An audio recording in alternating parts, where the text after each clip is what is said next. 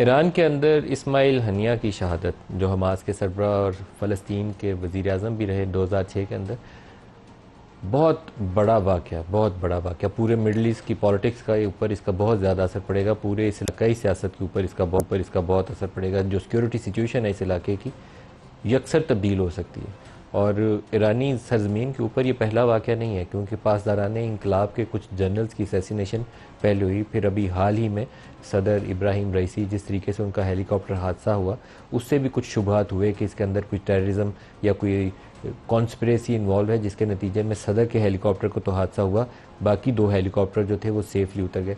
लेकिन इस्माइल हनिया, जिस तरीके से उनको तेहरान के अंदर शहीद किया गया, जो सदर की, ईरानियन सदर की हल्फ बर्दारी की तकरीब के लिए वहाँ मौजूद थे, वहीं से मिसाइल हमला होता है। और जो शुबहात हैं वो ज़्यादा इसराइल की तरफ या जूश कॉन्स्पिरेसी की तरफ जाते हैं।